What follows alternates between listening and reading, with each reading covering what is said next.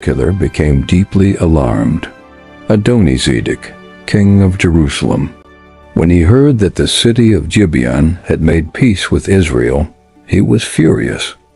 Gibeon was a powerful city. Its warriors were strong.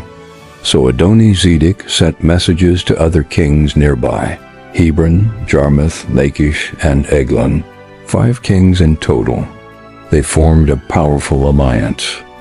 Their message was simple: come up and help me attack Gibeon, because Gibeon had made peace with Israel. Soon, 5 armies began marching. Their target was the city of Gibeon. When the people of Gibeon saw the armies approaching, fear spread through the city. They knew they could not survive alone, so they sent an urgent message to Joshua. "Do not abandon us. Come quickly. Save us and help us." Then God spoke to Joshua. "Do not be afraid of them. I have given them into your hands." Joshua believed the promise. The journey from Israel's camp to Gibeon was long and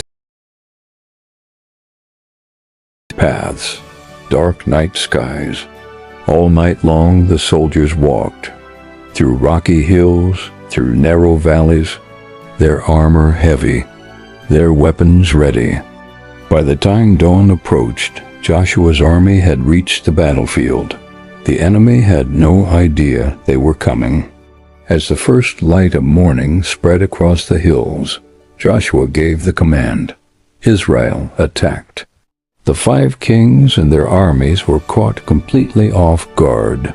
Chaos erupted across the battlefield. Shields clashed. Swords struck. Panic spread through their ranks. Soon the armies of the 5 kings began to flee. They ran down the road toward Beth-horon. As the enemy fled down the mountain path, dark clouds gathered above them. Suddenly, massive hailstones began falling from the sky. The Bible says more enemies died from the hailstones than from the swords of Israel. But Joshua saw something else. The sun was beginning to move toward the horizon. Daylight was fading. Joshua knew they needed more time. So he did something extraordinary. In the middle of the battlefield, Joshua spoke. "Sun, stand still over Gibeon, and moon, stop over the valley of Aijalon." According to the Bible, the sun stopped moving. The daylight did not fade. The sun remained in the sky. Time itself seemed to pause. Joshua's army continued the battle. Victory spread from one battlefield to another. The armies of the 5 kings were defeated. The Bible even says there has never been a day like it, before or since, a day when the Lord listened to the voice of a man. Meanwhile, the 5 kings who had started the war were hiding. They had fled and taken refuge inside a cave near Makkedah. Later, Joshua brought them out. Their alliance had failed. Their plans had collapsed. The God who created the universe controls the universe. The sun, the moon, and the stars, all of them obey their Creator. The story of the day the sun stood still is not just about an ancient battle. It's about trust. If you enjoy powerful Bible stories told like real events from history, subscribe to the channel. The Bible is filled with moments like this, stories of courage, faith, and the surprising ways God. Even the sun itself stands still.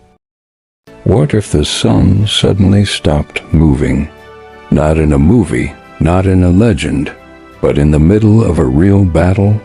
Imagine warriors standing on a dusty battlefield, shields raised, swords drawn, watching the sky as the sun refuses to set. The Bible records a moment when time itself seemed to pause. This is the story of the day the sun stood still. The land of Canaan was filled with powerful kings, cities with high walls, armies trained for war, but word was